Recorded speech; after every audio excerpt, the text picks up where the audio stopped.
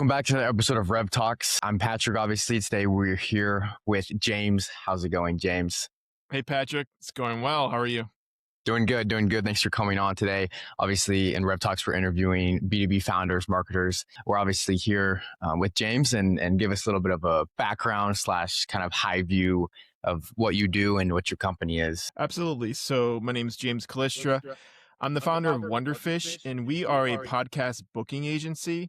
And I come from the media space. I was at my last position, I was executive director of integrated marketing at Forbes. I was there for close to 10 years. And prior to that, I was at a couple other places. I started off at The Economist. So I come from the media side where I saw how difficult it really is to build audiences from scratch, even with a brand name like Forbes, where we would launch podcasts, and I just saw how much time it takes to build up that audience. And so what I'm doing now with Wonderfish is I'm helping people leverage existing audiences. As like what you're doing is super smart. I always tell people, like, if you have time and resources to build your own audience, go for it. But what I'm doing is kind of like a faster, efficient way to get from A to B by borrowing existing audiences and pitching on behalf of my clients to podcast hosts is Nice. I like that because doing. obviously the podcast approach, like, it's authentic and obviously it's like the closest thing really to face to face.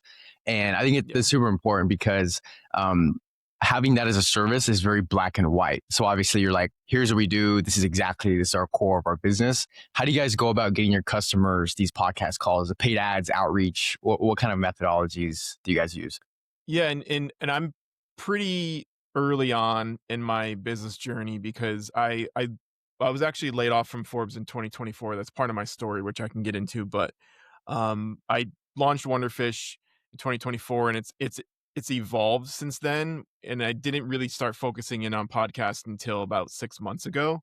So the way that I've been getting my clients is mostly through cold outreach, and I do a lot of LinkedIn DMs, and I don't do a ton of email yet. I need to get better at that, or do some more email outreach. Of kind of sometimes I'll tie email outreach to the LinkedIn, where you're doing LinkedIn outreach, and then you can sort of automate emails to people that are accepting your requests and stuff like that. As far as paid ads, I have that on my list of stuff that I want to start testing. I mean, I come from the marketing side. I should be I should be doing that, but I just doing kind of baby steps because I haven't wanted to go necessarily too hard or too all in, because just in the early phases. Now I'm starting to go more all in, but in my early phases, I was really focused on building the systems and getting everything flowing and as, having as much automation as possible, as like that's super important. Right. But yeah, mostly DMs on LinkedIn, to answer your question. Nice. Is Makes how I'm sense. getting most of my clients. And yeah, cold outreach is obviously good, and paid ads is great as well. But really, from what I've seen, especially in the marketing space, it comes down to like the lifespan of kind of where the company's at. Obviously, larger the company, larger the ad budget, you can afford to pay $5,000 or $10,000 a month on paid ads. Yeah, Like you really have that budget. And then obviously, exactly. right, for I guess more like micro SMB or SMB companies, outreach is a really good way, and obviously building up an email list too. So that's huge as well. Yeah. So with LinkedIn, is that kind of manual? Are you using the tool like HeyReach, or what are you using, automation tool, or what's kind of your process with that? Yeah, I was testing. I was doing Dripify for a while, and then I paused that because, like I said, I wasn't trying to like I was just really building my systems for a while, and then started testing. I've been testing another one called Sellinger. I don't know if you've heard of that one, Sellinger.ai. It's pretty good, but I I have mostly not heard like of to that one. use it for the connection requests, like sending connection requests, and then I like to take over for the most part. Because I like to really like spend time and look at people's profiles and ask questions based off like what I'm experiencing or what I'm reviewing off their profiles tends to be my strategy, versus like I don't know about you, but I haven't really seen AI, like, sometimes it does a good job of doing that, but not all the time. So Right. I like to Yeah, try to it's jump in definitely as kind early of as I still in can. its beginner stage, especially in terms of like enrichment or like customization, unless you're using a tool like Clay to where you can really have those lists. Yeah. How has that been in terms of like booking calls and like actual tangible results other than just like connections and sending them out? have you been able to book calls with it, and Oh how have yeah, those I'm been definitely going? booking calls. I mean, that's probably how I've gotten most of my clients, is through that.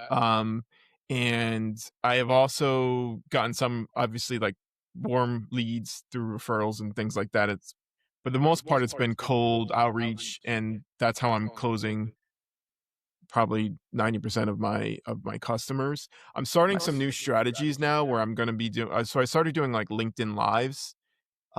Just I'm trying to get out there more. Obviously, I'm trying to get out there myself, getting on podcasts, and I'm also in the process of planning some webinars, and I'm hoping to use that to get leads as well. So I have this one individual that I'm talking to, partnering with. Her name's Miriam Katz, and she's really like a speaking coach, because most of my clients, I mean, that's what I'm really helping. I'm helping them get on these podcasts and get these opportunities, but a lot of them, or some of them, have never even gone on a podcast before. So there's things that they can use to help enhance the way that they're speaking, the way that they're presenting themselves. And I'm not necessarily like a speaking expert per se. That's why I'm partnering with someone like Miriam. She's a voice actress, and she has her own successful podcast. And I mean, there's things that I can help with.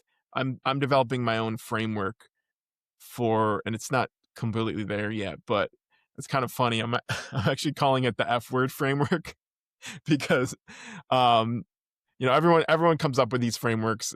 I feel like if you're not anyone nowadays if you don't have your own framework, but um it does make it easier to kind of conceptualize, or to like put the way that you're approaching something into an easy to remember box or Right. whatever. So Yeah. the reason Definitely. so I thought of all these F words that make sense when you think about the way that you're approaching a podcast.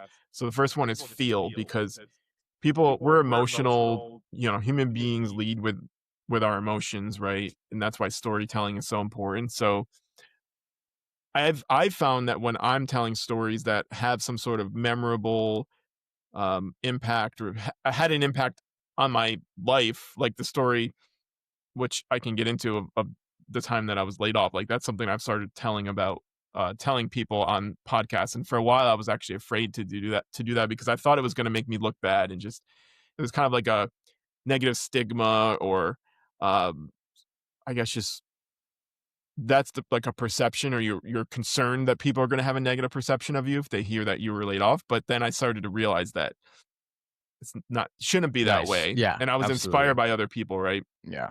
That were also actually laid off from Forbes, that were Sweet. public Yeah. about it. And so I found the more that I actually was public and vulnerable about it, people actually started reaching out and telling me, oh, that resonated with me. So Nice. I think that's super important. Just use emotion, like tap into people's emotions, tell actual memorable stories. The second F word for me is actually fear, because back to the emotions, that's a extremely powerful emotion that you can play into in a way, because back to the evolutionary way that humans evolved, we had to pay attention to fears, because that was how we survived. So there's like an instinctual thing about fear.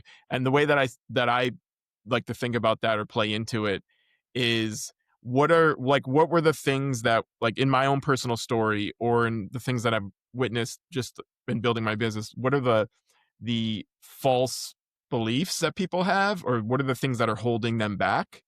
And so, like, what were the false beliefs or the fears that were holding me back? Were, especially even when I was in my corporate role, I was always just kind of like afraid that if I left, or if I went and did my own thing, that obviously it wasn't going to work out. And that's just a common, I don't want to say myth, but it's just a common perception that Right. people have. Yeah. And then I was also just once I was laid off, I kept going back into applying for jobs, and then I realized that the opportunity to build Wonderfish was kind of right in front of me.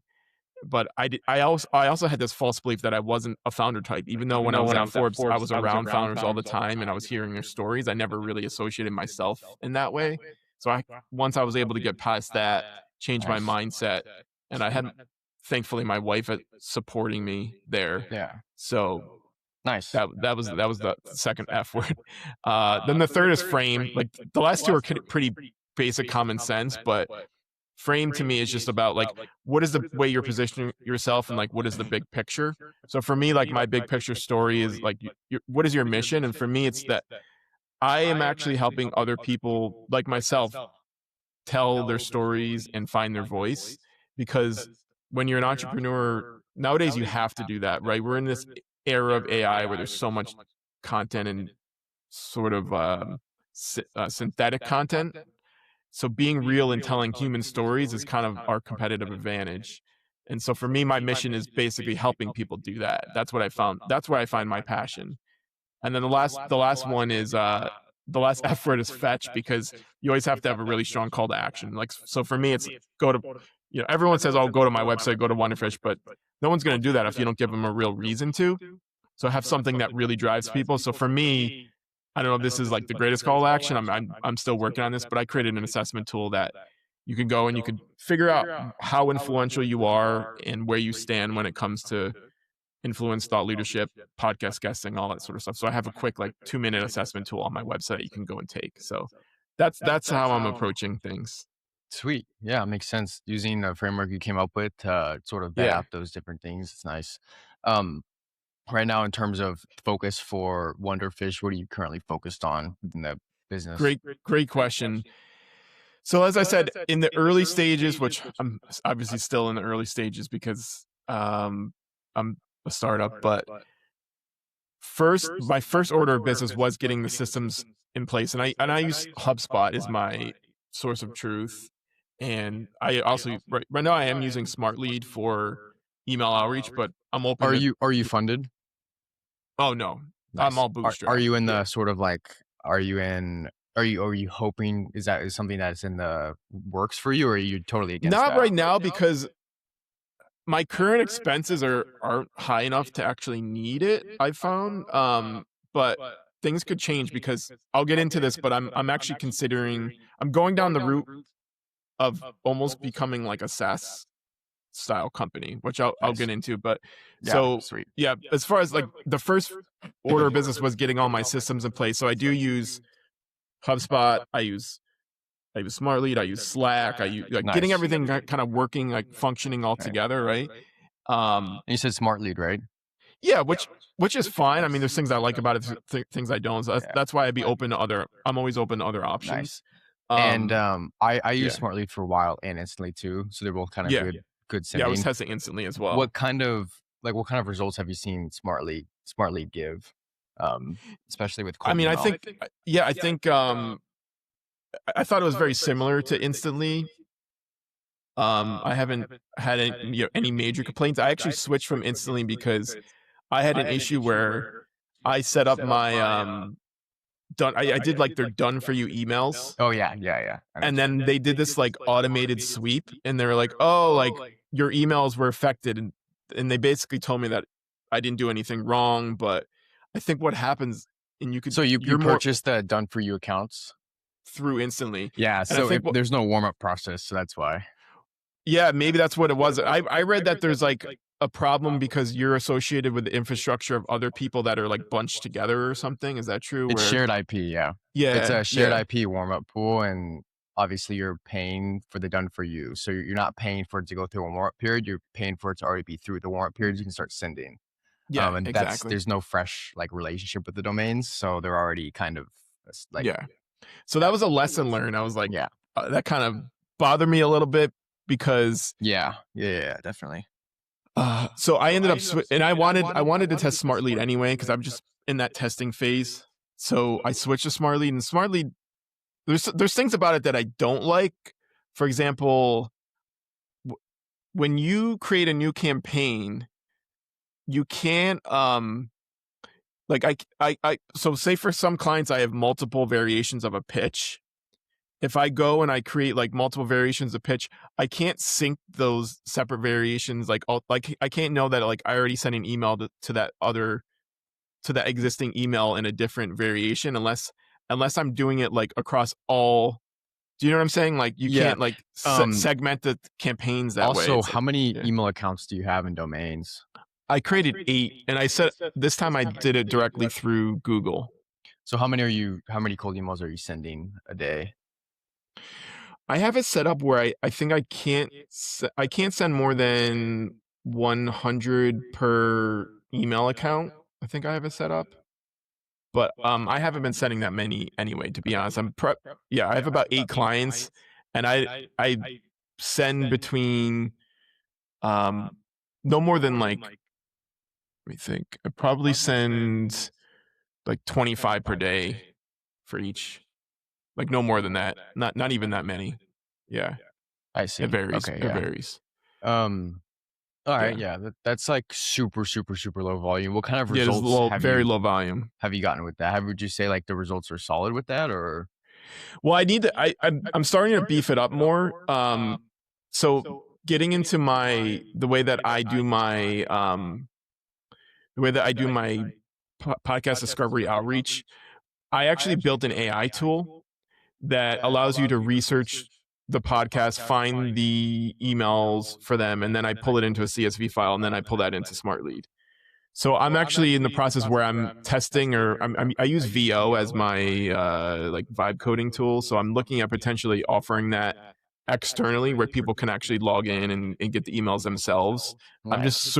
I'm early on. I haven't gotten to the part where I don't have my MVP or anything yet. Right now, my tool is only internal, but I'm starting to get to the point where I think I'm going to become like right now I'm a service. I'm a software enabled service, and I use different software tools, obviously Right. So Smartly you're or looking use to productize your service into sort of almost a I software to think where you so. can. Yeah, but I think I'm going to keep the service end of the business and use the SaaS part almost as like additional revenue stream, but also like a lead gen where I have like if you look at the top of the funnel, like you're gonna have people that can use my service for free and they can have a limited amount of searches, right? And then you could go down the funnel and you have X amount of people that are paying say they're paying $29, and then I have another like the next level maybe they're paying 129 or whatever, and then you keep going down. I'll be figuring out ways to basically upsell to get people. Okay, so you're paying for the service, you're doing the research yourself. I could actually do this for you. I can actually. It's basically a service on top of the SaaS. Is like what I'll upsell people to. That's the way that I'm thinking about it right now. If Okay, that makes sense. nice, Yeah. interesting, makes sense. Um, Yeah, so I've seen a couple of other podcasts, sort of lead gen specific agencies, and Mhm. obviously, like what they do is kind of similar. It's very similar to like, okay, hey, we'll book you, X amount of podcasts, or we'll get you in front of more opportunities. And they're like kind of podcast lead gen for people in public speaking, that sort of area. What would Mhm. you say kind of separates you from those competitors? So you're talking about like these SaaS, like the Pod Match, Pod Pitch, those sorts of Or not like tools. SaaS necessarily, but other businesses Mhm. maybe like in the marketing agency space that'll do similar services and promote the customers and get them Oh, on right, more right, podcasts. right. Yeah, sorry, I misunderstood your question. I think what makes Wonderfish a little bit different is number one, we start out with every client. We do help with the story clarity, and I'm sure a lot of them will say this as well. But my background does come from the marketing side. I come from the media side, so I have a lot of chops when it comes to understanding what the actual hosts are going to be looking for, the way that you're telling your story, and then I'm positioning the company in a way that like we do use AI across all the different parts of the business so that we can be more efficient and we can um, essentially enhance the experience. So I like to say we're enhancing the podcast guesting experience because most not all I'll say, but like most agencies right now is like their objective obviously is to do what we do, which is to get you booked. But beyond the booking is where we come in and we have so many added services. So one of those is the preparation work. So as I mentioned, like I'm partnering with this speaking coach, but even on the most basic level, every show that you go into or a client goes into, they get a prep document. And our clients love this. And even prior to that, prior to getting booked, we give a ton of information on each show in terms of the who the host is, who the Right. guests have been, like a So guest influence report. as you're actively booking your customers' podcast spots and podcast seats, you're Mm, giving them additional background saying, "Hey, we booked you for this spot. I don't know, March 10th, 2026. Here's exactly. an overview of what the background of the podcast, and then additional information about that." So you sort of pre-frame your customers for the actual podcast opportunity. So it's not just, "Hey, we're going to book you and you show up," but it's rather like, we'll provide you with actual information and tangible. Yeah, and they get a ton of information even prior to the booking because every client has final say over like if they want to go on that show or Nice. not. And is that ran through AI? Do you guys have some sort of a Claude or Chat GPT, like logic that goes in there that spits out a summary and background and how it can apply, or do that work manually? So right now I have been mostly using ChatGPT to help, and I for each client, like most clients, well, one of the things that I am doing is I was creating custom GPT for each client, but now I've been doing projects. But I'm in the process of working with an AI systems focus guy, and because I'm That's good. constantly innovating and trying to improve the system. Nice. So that's going to continue to evolve where I'm Oh not yeah. just going to use ChatGPT or whatever. But for the Yeah. most part, I mean, I do the what you would expect as far as having custom projects or custom GPTs Right. and being able And to then understand who yeah, that client is you and take then that work in understand the house show. too. So now you have like an actual system as well that you like is in house and you utilize it. We like just recently Exactly. automated like 50% of the email marketing in terms of like ICP and email creation and copy and everything. We just recently like are starting to use Claude and Yeah. Airtable and things like that to really dial in the messaging that way. Because it was either I did it for each customer like a while ago, or my Mm. head of acquisition or head of fulfillment would do it. And that got very like, you don't need a human for those types of work. If there's copy and Yeah. angles that Yeah. work, then it can be iterated. So it's I huge. haven't been so everyone loves Claude. I don't personally have an account because I do use it through this other service called Content Monk. So I actually know the founder of Content Monk. He'd be a good guy to his name's Oogie. He'd be a good guy to have on here, but Nice. he is super smart and he uses Claude and it's basically just it's like a souped up version of Claude where you can have different folders and you could comment on because eventually so back to what the services that I'm adding on. Eventually, I'm going to be doing more content creation. Like right now, I'm doing video clips, but eventually, I want to start doing more like actual articles and pieces of content that the some clients I've given that to just to play around with it. And there's some clients who have told me that they don't want that because they just want to create the content themselves. But I want to have that as an option.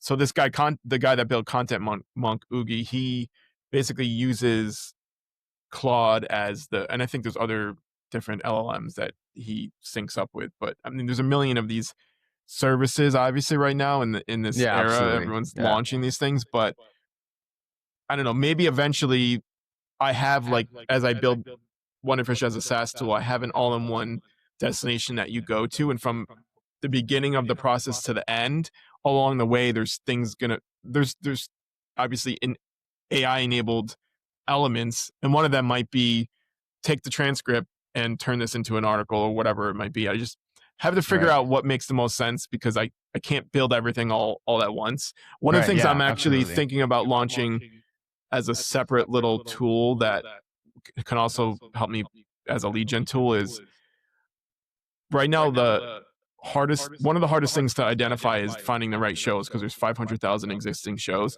So I'm building a tool that you could actually put the name of a podcast in and it'll give you like a score based off how many Apple ratings it has, how many subscribers it has on YouTube, the longevity, like how long it's been publishing, right?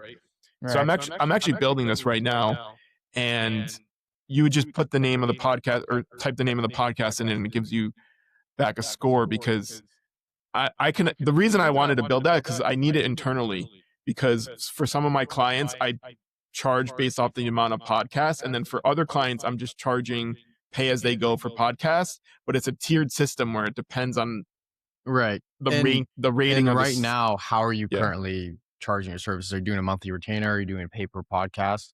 Or across your 8 clients, what's kind of a theme for pricing? Yeah, and I don't want to say the number because I know the pricing is probably going to change, and I don't want to like publish that.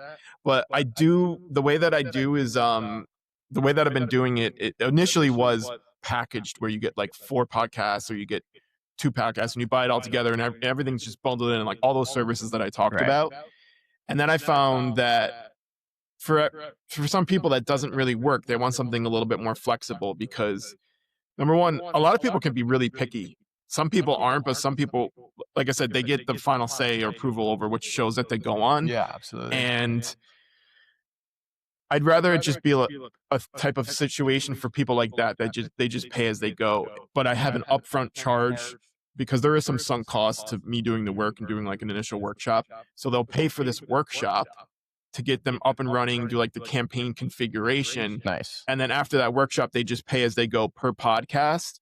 And for that, it's a tiered system where there's like bronze, silver, gold, depending. That's why I built the tool to determine where that podcast sits, because it costs a little bit more to go on Right. higher reach, higher level podcast. I see.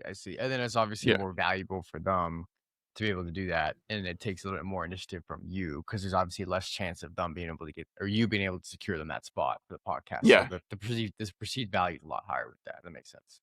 Yeah. Nice. Yeah, it sounds like you have a good setup with everything. Your volume got lower for some reason. Yeah, I tweaked the volume that way it doesn't pick up. Okay, anything cool. else. Yeah. But yeah, it sounds like you have a good setup with everything. So that's good. And what's kind of like a main focus you have for, say, the next couple of months? Well, it's definitely just continuing to refine the entire system.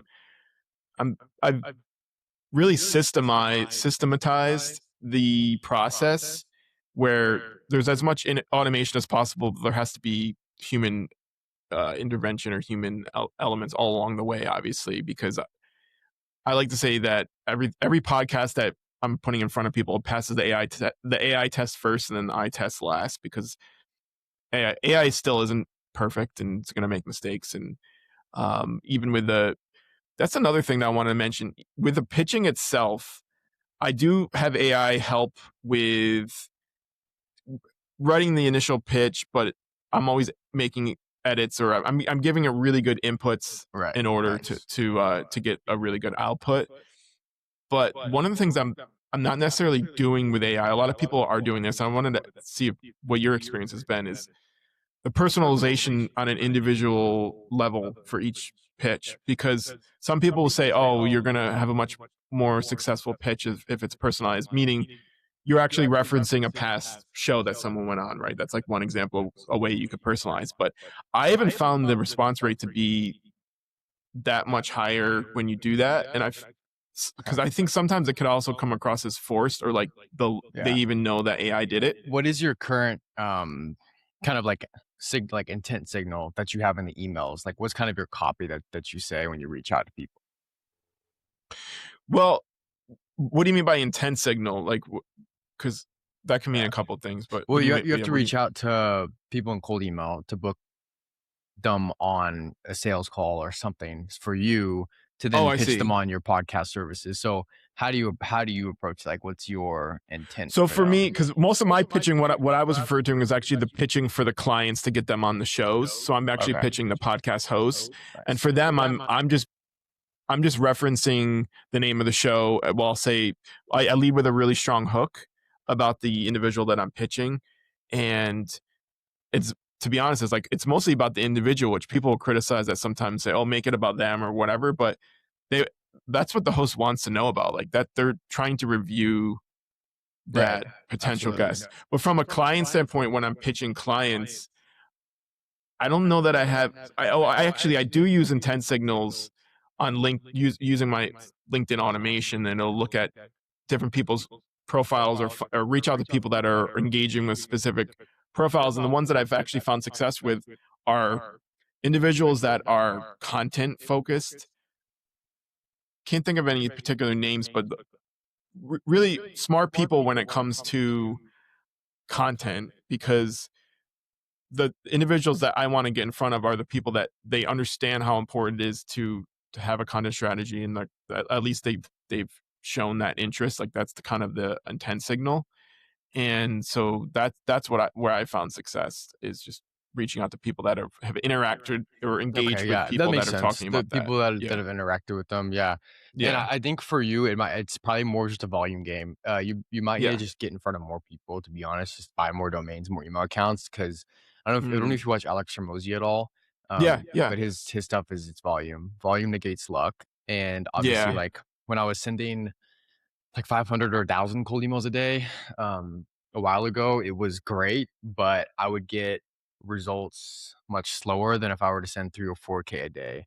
Like I'd Mm. get what I would get if I sent 3 or 4K in literally one day, whereas if I was sending 1,000 every 4 days Mm. or 3 days. Where do you what's your biggest, like, lead source? Cold email, But like, where are the actual leads coming from? You like, for example, I know you can get leads from right? LinkedIn Sales Navigator or Apollo We use or both. those. Yeah. Okay, you use both. Yeah. Mhm. Yeah, we use both. I'm partnered with premium inboxes as well, Find Email and Mm. Instantly. So I have partnerships with all of them. So I make content for them and they give me a lot of infrastructure for free. So I don't pay really anything in terms of infrastructure for the front end of our email marketing agency. That's Um, awesome. so yeah, and that's kind of another angle too. I've published a little bit of that on my YouTube channel, and I've helped some people with that as well, who were like, "Hey, this is getting expensive because it would be 2K, 3K for this infrastructure a month." And I'm Mhm. like, "You could do that, but you can also reach out to the CEO or the COO or head of partnership, and there's very specific copy and messaging that you reach out to them with, and you can actually get a partnership." And I've shown people how to do that, and it works wonders. That's So awesome. I'm actually gonna start a new form of outreach because one of my clients I had a lot of success with pitching him on podcasts, and he wants to start doing corporate speaking roles. So he said to nice. me, That's "Do you?" definitely gonna be a little bit harder of an angle, Yeah. and I'm not even sure how that would work, but podcasts are extremely good, not just for lead gen, but they're just Mhm. such an easy front end offer. Um, Yeah. Yeah. we were talking to, like, I think a Fortune, like, 1,000 company a year ago, and Mhm. they have a very easy outbound offer, which is like, I don't know if I can say their name, but it's like after you check out of, like, an airline or something online, there's those, like, upsells, like, add this, add this, add this. Mhm. They do that for brands and businesses. And like that's such an easy offer to sell outbound, just like podcasts. It's we tack it on your website and you pay as a percentage of the deals that are closed. And so it's Yeah. like offers Yeah. like those, like this print. You know what else I think I need to figure out? Because I know there's people that are doing this. Because I was on a podcast and I saw someone reach out to me, said, "Oh, I saw you were on this podcast. Do you want to go on more podcast?" Like I need to find a way to do that. Reach out to people that have been on podcasts Right. and say, and another thing, someone actually gave me this idea. Shout out to Dimitri because he's a friend of mine. He could you It would be really cool to actually find whoever their competitor is and see what podcast they've been on and find a way maybe AI could do this, say, "Hey, I saw your competitor is doing podcasts. He was on X whatever it is podcast. How would you like to go on shows?" Like that could be a super I see. powerful Yeah. Yeah. strategy. Definitely. Definitely. Because it's almost a FOMO as well. Then here's what they're doing and stuff. So yeah. I have a Yeah. couple more questions. I know we're going past a little bit 30 Yeah. minutes Yeah. here. As of right now, I asked about your primary focus, where you're kind of headed in the next couple of Mhm. months, things like that. Let's just say, what's the biggest goal you have set yourself for Wonderfish this upcoming year? So 2026, what's a huge accomplishment that you would be like, this checks the boxes for everything this year, if you have one of those? For 2026? Yes. That's a great question. And I probably should have a immediate answer. I have to think about that. I would say I would love to think about it from, from a revenue standpoint. It would be amazing to get above 500K revenue for 2026. And I think it's doable, but who knows? It's definitely doable. Yeah. And Yeah. maybe I should even have a higher goal. But I think I'm tracking to that pretty well. Nice. Okay. Sweet. So So you got a yeah, ballpark of the revenue where you want to hit. Nice. yeah, I think that would be Um, nice. Well, I appreciate you jumping on, James. Do you have any Yeah. final comments, questions to add? Yeah, and I don't want it to be all about money as far as my goals, but I think it's important to kind of that's the metric in business that you I have to agree. Yeah, move towards. But yeah, for you me, have to. it's also about the mission, which I think I might have mentioned earlier, which is helping people tell their stories. I mean, that's Nice. what I'm all about. I have a couple like quick examples, but like John Horde is a great one, who's a client that he has a coaching business. It's called the Engaged Father Project, and I actually went through his coaching 8-week program. But he has such a powerful mission where he helps dads that are successful in their career, but to become more engaged and to become more what's the word that he likes to use? Like basically turn off the autopilot and being more intentional. So it doesn't necessarily mean you're a bad dad if you're on autopilot. I mean, it's just that's just the way that we are as humans, and it just becomes kind of go through the motions. Like I got to get everything done in a day, and that actually helped me. But I love being able to get people like him out there because he had never really gone on any podcast, and he's killing it now. He's been on like I think 10 or 12 podcasts in the past couple of months. So people like him who are the types of people I love working with, but even the entrepreneurs, the CEOs and the founders, these are people's babies, right? These are people's stories. These are people's moments that they're sharing, their moments of vulnerability. So that's what excites me and gets me passionate. So Nice. the money is important because that can Right. help fund my kids' education and can get Yeah. you know do a lot of great things and help me give back and all that sort of stuff. But I'm really all about the stories and Sweet. the I like yeah, it. Yeah. And that's definitely why you're in the podcasting space. Storytelling exactly. too. Huge, man. Well, again, James, appreciate you jumping on. Again, where can we find you? Is it wonderfish.com or? Yes. Well, no, it's wonderfish.xyz. The funny thing is wonderfish.com was taken, but I bet they it wanted to was. charge me $14,000. I'm like, I'm Oh, going yeah. with XYZ. So Yeah. wonderfish.xyz. Nice. And go on there if you can and do the even if you want to check out the assessment tool and Sweet. let me know what you think. But Sweet. I wonder if it should. Appreciate it, And James. I'm on LinkedIn. LinkedIn and Substack are my two biggest platforms. So Nice. Nice. Thank you again, James, for hopping yeah, on. thank you, Patrick.